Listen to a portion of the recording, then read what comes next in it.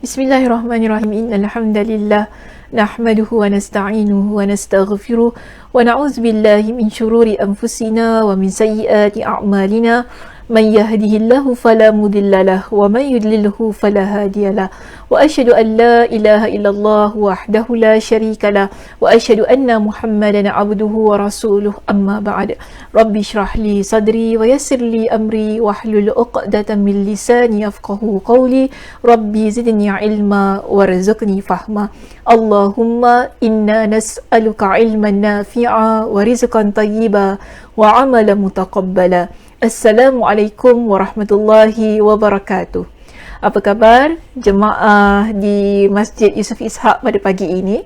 Saya harap semua dalam keadaan yang sihat sejahtera hendaknya. Dan bagaimana kita pada pagi ini sudah bersedia untuk mengikuti sambungan pengajian kita di kitab Fathul Bari. Takut salah kitab tu, kena tengok dulu ya. Okey, kitab Fathul Bari kita yang kita pilih sebagai topik perbincangan di kuliah kita di Masjid Yusof Ishak, iaitu Kitab Ilmu di jilid yang kedua. Dan Alhamdulillah pada hari ini kita masuk kepada perbincangan hadis kita yang baru, ya. Dan pada pagi ini kita akan masuk pada bab yang ke-47. Okey, bab yang ke-47 iaitu firman Allah Subhanahu wa taala, kalian tidak diberi ilmu melainkan sedikit, yang merupakan surah Al-Isra ayat yang ke-85. Baik, kita baca hadis kita di bab yang ke-47 ini. Hadis kita pada pagi ini bernombor 125. Okey, hadis kita, hadis yang ke-125 di halaman 407. Jika, sebagaimana biasanya ya, jika halamannya ada yang berbeza daripada halaman di kitab saya, minta jasa baik jemaah ya untuk letakkan di ruangan komen sebagai rujukan bagi teman-teman yang lain yang mungkin tercari-cari tentang bab kita ni di halaman yang keberapa. Tapi kalau di kitab Ustazah, kita berada di halaman 407. Kalau tak jumpa juga, sebagaimana biasanya, lihat di bab yang ke-47, hadis 125. Baik, kita baca ya hadis kita pada pagi ini, yang merupakan hadis daripada riwayat Abdullah. Ustazah, sanadnya panjang, tapi di sini Ustazah cuma ambil sanad yang bermula daripada An Abdillah. Minta ya, sila dalam kitab cuba cari perawi bernama Abdullah, atau dalam bahasa Arabnya daripada Abdillah tu kan An Abdillah. Kita akan mulakan bacaan daripada An Abdillah. Okey, baik. An Abdillah qala baina ana amshi ma'an nabiy sallallahu alaihi wasallam fi kharibil madinati wa huwa yattaka'u ala asibin ma'ahu famarra binafarin minal yahudi faqala ba'duhum li ba'din saluhu 'anir ruh. Jadi ya, di sini ada satu keadaan yang mana Abdullah ceritakan bahawa dia sedang berjalan bersama dengan Nabi sallallahu alaihi wasallam ya pada satu hari di satu tempat yang mana ada kalau kharibi ni dipanggil sebagai tempat yang ada bangunan-bangunan yang runtuh lah, kalau kita lihat pada terjemahan dalam kitab dan juga pada penjelasan pada syarah hadis nanti kita akan rujuk, disebutkan tempat itu ada banyak serpihan ataupun reruntuhan yang dipanggil bangunan-bangunan yang agak sedikit runtuh di kawasan itu. Dan Nabi SAW ya, pada peristiwa ini Nabi bawa tongkat, yang mana tongkat itu diperbuat daripada pohon korma, batangnya ya, batang pohon korma. Jadi apa kata Abdullah dalam hadis ini? Dia ceritakan pada masa itu Nabi SAW melewati binafarin minal yahudi, melewati beberapa orang ataupun beberapa kumpulan di kalangan orang Yahudi. Jadi mereka ini berkata antara satu dan yang lain. Ketika Nabi sedang melewati itu kan, mereka pun berkata antara satu dan yang lain. Apa kata mereka? Saluhu anir ruhi. Mereka pun kata, tanyalah pada Muhammad tu tentang roh. Wa qala ba'duhum la tas'aluhu la yaji'u fihi bi syai'in takrahunahu. Faqala ba'duhum la nas'alannahu. Faqama rajulun minhum faqala ya Abul Qasim marruh. Fasakata faqultu innahu yuha ilaihi faqumtu falamman jala anhu qala wa yas'alunaka 'anir ruhi qulir ruhu min amri rabbi wa ma utu minal ilmi illa qalila. Ya, kita rujuk kepada terjemahan hadis ini. Tadi kan bila mereka saling bercakap antara satu dan yang lain di kalangan Yahudi ini, mereka tu macam saling tanyalah macam itu keadaannya. Tanyalah dekat Muhammad tu kan tentang roh, tanyalah keadaannya sedemikian. Ini yang diceritakan oleh Abdullah. Kemudian apa kata Abdullah? Ya, kita lihat kepada maksud hadis ini. Abdullah pun menceritakan bila mereka ini saling bercakap-cakap supaya tanya kepada Nabi SAW tentang roh, ada sebahagian di kalangan mereka yang tak setuju dengan cadangan untuk bertanya tentang roh itu kepada Nabi SAW. Sehingga mereka kata apa? Sebahagian yang lain berkata, janganlah kalian bertanya kepadanya, bimbang dia akan menjawab, atau bimbang maknanya mereka khawatir Nabi akan jawab sesuatu jawapan yang mana kita dengar kita tak suka. Ini ada sebahagian di kalangan mereka lah yang kata, tak payah tanyalah, nanti kan dia jawab benda-benda yang kita tak suka macam mana. Sedemikian. Okey, keadaannya begitu. Jadi di sini ada pula di kalangan mereka yang tetap nak tanya pada Nabi. Dia nak tanya juga pada Nabi. Lalu apa kata dia? Dia kata gini, sungguh kami pasti akan bertanya kepadanya. Jadi pada masa itu berdirilah seorang lelaki dari mereka. Ya, kita berada di perenggan yang kedua ya di slide saya ini. Maka berdirilah seorang lelaki dari mereka dan bertanya, wahai Abul Qasim, apakah itu roh? Jadi dia tanya. Nak sangat tanya kan tadi? Ya, okey. Mereka pun tanya. Salah seorang di kalangan Yahudi ini bangun tanya pada Nabi, wahai Abul Qasim, apakah itu roh? Bila Nabi SAW mendengar soalan itu, adakah Nabi SAW terus menjawab? Kita dapati dalam kisah ini, Nabi pun terdiam mendengar soalan daripada lelaki itu. Ini yang diceritakan oleh Abdullah itu tadi. Ya, Nabi terdiam. Dan apa kata Abdullah? Abdullah pun kata begini, bila baginda diam, maka aku mengira wahyu sedang diturunkan kepada baginda. Maka aku pun berdiri. Kan bagi space pada Nabi. Maknanya Abdullah ni bila nampak Nabi diam dalam keadaan yang mana seolah-olah dia kata Nabi sedang menerima wahyu, maka Abdullah pun berdiri yang mana dia nak berikan ruang kepada Nabi SAW. Lalu apa kata Abdullah di sini? Setelah baginda rasa lapang, itu ketika wahyu selesai turun kepada Nabi SAW, maka baginda pun baca. Nabi baca apa tadi? Wa yas'alunaka 'anir ruh. Maknanya ini sebagai jawapan kepada soalan yang diajukan oleh lelaki di kalangan Yahudi itu kepada Nabi SAW. Lalu Nabi pun jawab dengan jawapan ini. Nabi kata apa kepada dia? Wa yas'alunaka 'anir ruh qulir ruh min amri rabbi. Maksudnya, dan mereka bertanya kepadamu Muhammad tentang roh, katakanlah roh itu termasuk urusan Rabbku, sedangkan kamu diberi pengetahuan hanya sedikit. Ya, sedangkan kamu diberikan pengetahuan melainkanlah sedikit sahaja pengetahuan. Jadi hal-hal berkaitan dengan roh ia di luar pengetahuan Nabi SAW. Maka di sini Allah perintahkan kepada Nabi SAW agar beritahu kepada mereka, ya, ada perkara adalah merupakan urusan Allah Subhanahu Wa Taala yang mana kita manusia tidak ada ilmu tentangnya. Okey, so itulah yang berlaku di dalam hadis ini untuk menunjukkan kepada kita walaupun kita ada ilmu, tetapi tak semua perkara yang kita ketahui, lebih-lebih lagi berkenaan tentang roh itu tadi. Baik, kita lihat kepada syarah hadis ini. Ya, ada beberapa perkataan yang ditampilkan dalam kitab kita dan di sini saya cuma ambil beberapa perkataannya sahaja. Pertama sekali ya, kita pergi kepada perkataan kharibi. Berada di halaman 409 dalam kitab saya di perenggan yang kedua.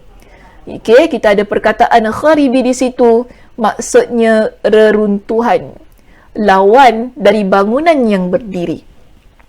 Kalau kita lihat dalam kitab kita disebutkan makna khirbah, dijelaskan ya di situ, makna khirbah adalah lawan dari bangunan yang berdiri.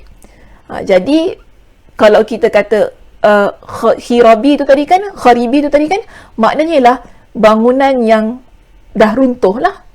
Kalau kata lawan kepada bangunan berdiri, di sini maksudnya bangunan yang sudah runtuh. Jadi Nabi lalu di kawasan Madinah yang ada bangunan-bangunan yang runtuh tu tadi kan, yang mana Nabi bertemu dengan siapa tadi? Sekumpulan di kalangan Yahudi. Baik, kita ada perkataan yang berikutnya. Ya, asibin. Perkataan asibin maksudnya tongkat. Lebih jelas lagi, jika kita rujuk dalam kitab kita, maksudnya lah tongkat dari pelepah korma. Okey, tongkat daripada pelepah korma, iaitu pelepah korma itu tadi yang Nabi bawa dijadikan sebagai tongkat untuk Nabi bawalah berjalan pada dalam cerita ini. Baik, kemudian kita ada perkataan yang seterusnya di bawah itu ya, dalam kitab kita masih lagi di halaman yang sama di kitab saya, iaitu kita berada di perkataan binafarin minal Yahudi. Apa maksud perkataan binafarin minal Yahudi di sini? Iaitu sekumpulan orang Yahudi. Yang mana Imam Ibn Hajar Al-Asqalani di dalam kitab ini beliau menyatakan bahawa saya belum mendapatkan nama-nama mereka. Jadi sekumpulan orang Yahudi itu wallahu a'lam, siapa nama-nama mereka tidak dikenal pasti, tak dapat dikenal pasti dan tidak diketahui siapakah mereka. Yang penting ialah dalam peristiwa ini, dalam kes ini, mereka adalah di kalangan lelaki Yahudi sekumpulannya. Maknanya ramailah ya, lebih daripada 3 begitu. Kemudian kita ada perkataan yang seterusnya di bawahnya, iaitu perkataan la tas'aluhu la yaji'u. Ya, la tas'aluhu la yaji'u. Apa maksudnya? Kan tadi kita dapati ada di kalangan mereka yang bercakap-cakap, kan suruh tanya pada Nabi tentang roh. Jadi ada pula sebahagian di kalangan mereka kata apa? Jangan tanya, la tas'aluhu la yaji'u. Kan mereka pun kata kepada sebahagian mereka yang lain, tak payahlah, jangan tanya kan kepada Nabi tu agar dia tidak menjawab. Jangan tanya kepada Muhammad agar dia tidak menjawab sesuatu perkara yang engkau tidak sukai. Mungkin mereka ni nak dengar apa yang mereka nak saja, sebab kadang-kadang ada manusia begitu, betul tak? Kita kalau tanya, kita nak dengar jawapan yang kita nak dengar. Yang mana kita tak nak dengar tu kita tak suka. So itu maksudnya lah. Jadi ada di kalangan mereka yang menasihatkan, tak payahlah tanya, nanti kan dia jawab benda yang kita tak suka, macam mana pula? Begitu. Tapi ada pula sebahagian di kalangan mereka yang nak tanya juga. Yang nak tanya juga, okey. Jadi itulah yang menyebabkan Nabi SAW jawab dengan jawapan yang Allah berikan ketika Allah turunkan wahyu itu tadi. Jadi kita ada perkataan yang berikutnya di sini. Ya, fakum tu saya pindah ya, saya skip ya perkataan yang ada di tengah itu. Lalu kita pergi kepada perkataan fakum tu, apa maksudnya? Maka aku pun berdiri. Siapa yang berdiri di sini? Abdullah. Ya, kenapa dia berdiri? Dalam kitab kita dijelaskan, maka aku pun berdiri, maksudnya kemudian aku berdiri agar tidak mengganggu Nabi. Atau aku segera berdiri di antara beliau dan orang Yahudi tersebut. Sebab tadi dia nampak Nabi diam. Bila Nabi diam, dia rasa Nabi sedang, Allah Subhanahu Wa Taala sedang turunkan wahyu kepada Nabi sallallahu alaihi wasallam. Maka sebab itu dia berdiri kan, dan tadi saya kata dia berikan ruang kepada Nabi dalam keadaan yang menerima wahyu itu tadi. Jadi dia kata apa? Falam manjala. Okey, falam manjala. Pada perkataan yang berikutnya, di slide saya pun saya letak itu falam manjala. Di kitab kita kata apa? Setelah baginda rasa lapang. Itu maknanya setelah yakni dari kepayahan yang beliau rasakan ketika menerima wahyu. Maknanya bila Nabi dah reda, Nabi dah relief daripada keadaan kepayahan menerima wahyu itu tadi, Abdullah kata, dia pun pergi kepada Nabi semula. Okey, lalu Nabi pun jawab. Nabi jawab tentang roh itu tadi. Nabi kata apa? Wa yas'alunaka 'anir ruh qulir ruhu min amri rabbi. Jadi yang dipertikaikan di kalangan para ulama, apakah yang dimaksudkan dengan perkataan roh? Ataupun roh yang apa sebenarnya? Roh yang mana satu sebenarnya yang dimaksudkan oleh golongan Yahudi itu tadi ketika mereka bertanya kepada Nabi SAW.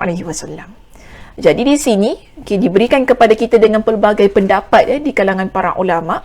Jika di kitab saya kita berada di halaman 410 ya. Okey, di halaman 410 di situ perkataan rohnya, maksudnya dia kata majoriti ulama berpendapat bahawa roh yang mereka tanyakan adalah hakikat roh yang ada pada makhluk hidup, iaitu roh yang ada pada badan kita ini ataupun apa-apa makhluk yang hidup. Jadi itu dimaksudkan dengan roh dalam pertanyaan itu tadi. Ini adalah pendapat majoriti para ulama. Dan kita dapati di situ ya, ada juga di kalangan ulama yang menyatakan bahawa roh di sini maksudnya adalah malaikat Jibril. Okay, ada pendapat yang mengatakan begitu juga. Okay, dan ada pula yang kata begini, yang berpendapat bahawa roh yang dimaksudkan adalah tentang malaikat Jibril. Tadi saya dah beritahu ya, ada juga yang mengatakan roh di sini ialah tentang Nabi Isa alaihissalam. Ada juga kata tentang Al-Quran. Bahkan ada juga di kalangan para ulama menyatakan tentang penciptaan makhluk-makhluk alam rohani yang agung. Dan adalah juga kan yang menyebutkan tentang maksud-maksud yang lain. Jadi Imam Ibn Hajar Al-Asqalani kata apa? Tentang hal ini akan dibahaskan secara panjang lebar dalam kitab At-Tafsir insya-Allah. Maknanya dalam kitab ilmu ini kita tak bincangkan dengan panjang lebar lah ya tentang kitab ilmu ni. Tapi kalau kita nak lihat perbahasan yang lebih lanjut berkenaan dengan perkataan roh ini, kita boleh rujuk dalam kitab At-Tafsir ya, untuk kitab Fathul Bari. So, kitab Fathul Bari ni ada banyak jilidnya. Ya, ada banyak babnya, ada banyak kitabnya. Jadi kalau kita rasa kita nak lebih tahu lagi secara panjang lebar tentang hal ini, bolehlah dia suruh rujuk dalam perbincangan yang terdapat dalam kitab At-Tafsir. Baik, jadi dia kata begini, adapun di sini ya, kami berpendapat bahawa pertanyaan tersebut berkaitan tentang roh yang ada dalam makhluk hidup. Maknanya Imam Ibn Hajar Al-Asqalani dia berpegang kepada pendapat majoriti ulama yang menyatakan bahawa maksud daripada perkataan roh ya yang diucapkan ataupun yang terdapat dalam kes ini, dalam kisah yang diceritakan pada hadis kita yang ke-125 ini ialah berkenaan dengan hakikat roh yang ada pada makhluk hidup. Sementara ya tentang hakikat roh yang ada pada makhluk hidup ini ya, sesungguhnya hanya diketahui oleh Allah Subhanahu Wa Taala sahaja. Itu tidak dinafikan oleh para ulama. Tentang hal ini majoriti ulama bersepakat tentang roh hanya ada pada pengetahuan Allah Subhanahu Wa Taala. Okey, baik. Selesai kita ya bincang hadis kita di bab yang ke-47 itu tadi. Ringkas saja hadisnya. So, kita akan masuk kepada pengajaran hadis kita pada pagi ini. Apakah sebenarnya yang ingin disampaikan di dalam hadis ini? Kita ada satu pengajaran penting yang ingin saya tampilkan, ya, iaitu kita lihat begini.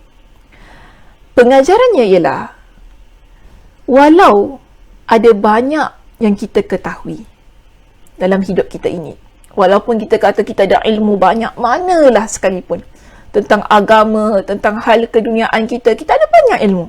Namun, ada perkara yang hanya pada pengetahuan Allah sahaja. Okey? Walau banyak perkara yang kita ketahui, walaupun kita kata kita ada ilmu, kan kita ada banyak ilmu, namun ada ilmu, ada pengetahuan yang hanya pada ilmu Allah semata. Yang mana kita ni sebagai hamba Allah, kita tidak ada ilmu tentang hal tersebut. Contohnya tentang roh itu tadi. Yang mana jelas dalam surah Al-Isra pada ayat yang ke-85, sebagai jawapan yang Nabi berikan kepada mereka, Nabi kata apa kepada mereka?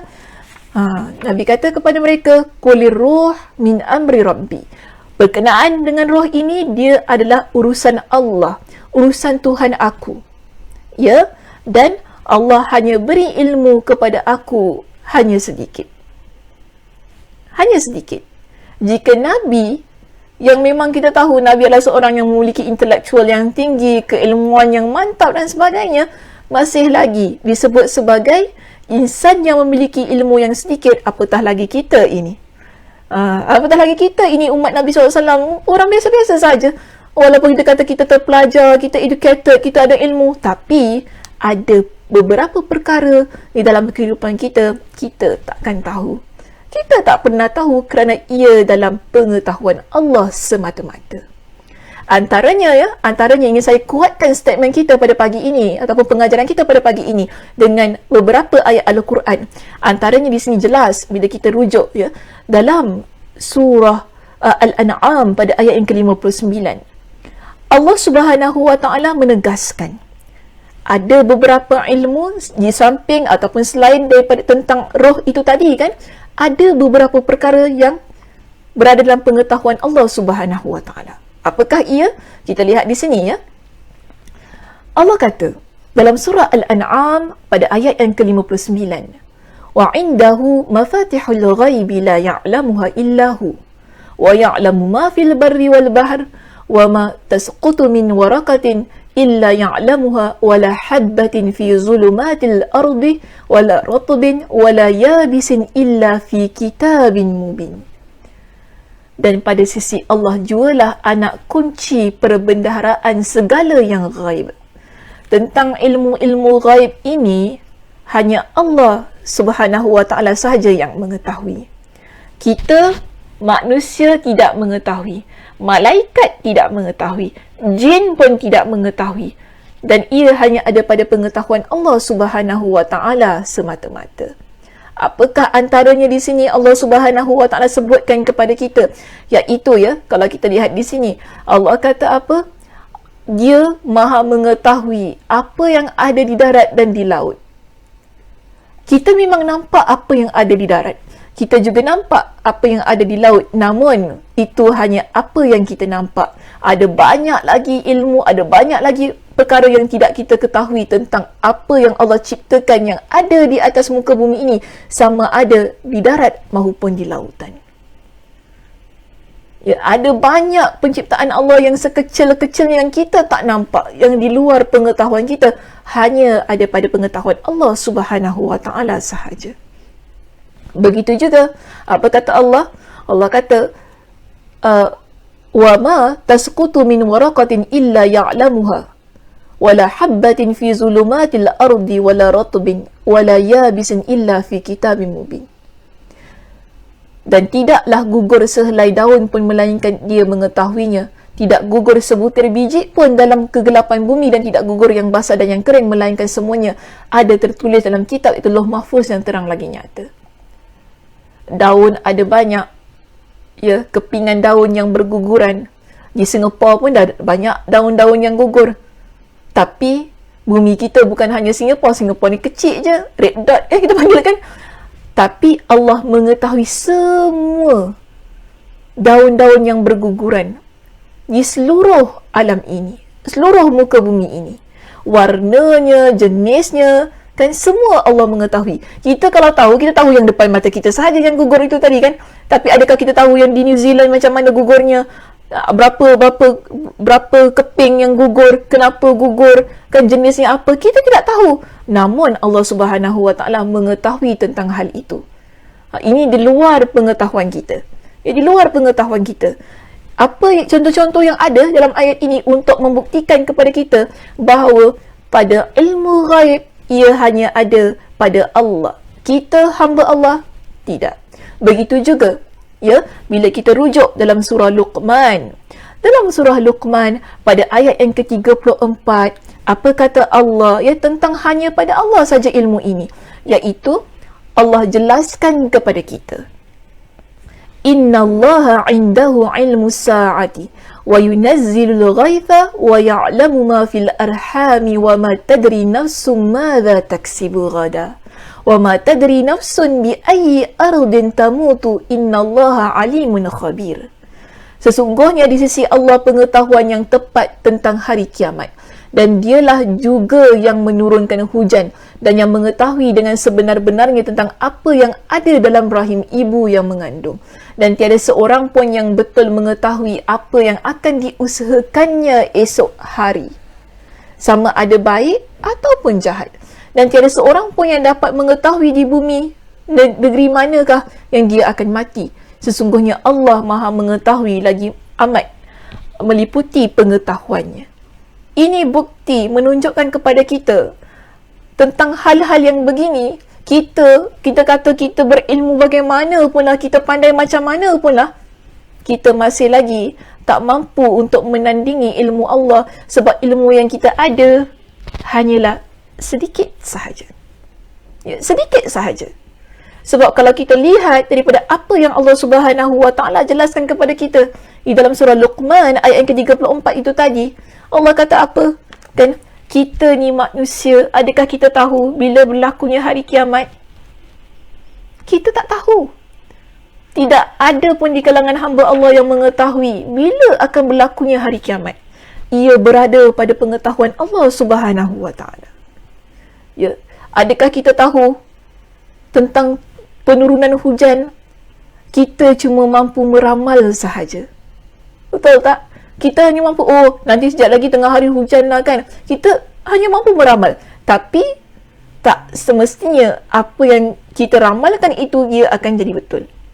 Berapa banyak kali kan yang kata, yang menunjukkan kaji ramalan cuaca kata petang ni hujan, tapi tak hujan pun.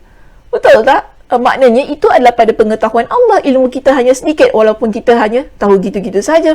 Sama juga Allah Maha mengetahui apa yang ada dalam rahim seorang ibu. Walaupun kita kata sekarang dah boleh scan lah, Ustazah dah tahu dah jantina kan, perempuan ke laki ke apa, tapi tentang jangka hayat sesebuah janin, nasibnya, kehidupannya, betul tak? Jantinanya, ia ada pada pengetahuan Allah Subhanahu Wa Taala. Yang mana pada masa sebelum kita boleh scan, kita tak tahu pun. Dan kalau kita scan pun belum tentu ia betul, dan belum tentu kalau keluar ianya hidup. Sebab itu semua ada pada pengetahuan Allah semata-mata. Kita manusia, walaupun kita kata, kita tahu gitu, tapi tak semestinya apa yang kita ketahui ia akan jadi betul. Sebagaimana pengetahuan yang kita ada. Ya? Kemudian, apa kata Allah tadi? Dan seseorang, dia tidak tahu apa yang akan dia lakukan esok harinya. Kita hanya mampu merancang. Tetapi yang menentukan itu adalah Allah Subhanahu Wa Taala. Betul lah kita kata esok nak pergi kuliah Ustazah Sakinah di Masjid Yusof Ishak kan, kita plan dengan member kita, lepas tu kita nak pergi makan di Swenson dan sebagainya, kita rancang, kita plan kan. Tapi adakah ia akan jadi seperti itu? Tiba-tiba dapat berita ada ahli keluarga kita meninggal dunia, tak jadi kita pergi kuliah. Sedemikian maksudnya. Kita tak pernah tahu kan bagaimana keadaan esok harinya. Ia hanya ada pada pengetahuan Allah Subhanahu Wa Taala. Begitu juga tiada di antara kita yang mengetahui di bumi mana kita akan meninggal dunia. Kita tak tahu. Kita ingatkan kita meninggal dunia di Singapura, tapi Allah takdirkan kita meninggal dunia di tempat yang lain. Wallahu a'lam. Ya, bagaimana dan di mana? Wallahu a'lam. Itu berada pada pengetahuan Allah Subhanahu Wa Taala. Sekali lagi ingin dijelaskan, ingin ditekankan bahawa dalam hadis ini ingin mengajar kita ataupun ingin memberitahu kepada kita ilmu yang kita miliki hanya sedikit. Itu bukan hanya sekadar terdapat pada hadis kita di bab 47 ini. Ya, betul tak? Bab 47? Okay, betul tak? Di bab 47 ini. Tetapi hal yang sama juga Allah Subhanahu Wa Taala tekankan di dalam Al-Quranul Karim sebagaimana yang terdapat pada surah pada surah apa tadi? Surah Luqman ayat 34 dan surah Al-An'am tu tadi. Jadi kita ni, ya, bila kita ada ilmu, bila kita ada pengetahuan, bila kita kata kita ni intelektual lah sangat ni kan, okey, jangan kita pernah sombong dengan apa yang kita miliki. Sebab ada banyak lagi perkara yang tidak kita ketahui, yang mana semua itu hanya pada pengetahuan Allah Subhanahu Wa Taala semata-mata. Lebih-lebih lagi kan, kalau kita lihat pada diri kita lah, tentang kematian kita, tentang ajal kita, tentang takdir kita. Adakah kita tahu? Tak. Hari ini kita kahwin, adakah kita tahu dia akan kekal sampai sepanjang hayat? Tak. Kita tak pernah tahu tentang takdir kita bagaimana. Itu bermakna kita ini adalah hamba. Hamba yang lemah. Walaupun kita kata kita ni pandai macam mana lah, tapi masih ada hal-hal yang di luar pengetahuan kita. Dan seharusnya hadis ini memantapkan lagi keimanan kita kepada Allah Subhanahu Wa Taala sebagai Tuhan yang Maha mengetahui. Okey, itu sahaja perbincangan kita untuk pagi ini.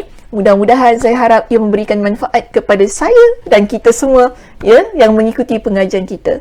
Dan insya-Allah kita akan sambung perbincangannya, tapi di hadis yang lain lah, ya. Kira dah habis, dah selesai perbincangan hadis kita yang ke-47 ini, dan insya-Allah pada minggu hadapan kita akan membincangkan hadis kita yang baru, iaitu pada bab yang ataupun pada hadis kita yang ke-48 insya-Allah. Saya tutup dengan tasbih kafarah. Subhanakallahumma wa bihamdika asyhadu an la ilaha illa anta astaghfiruka wa atubu ilaik. Assalamualaikum warahmatullahi wabarakatuh.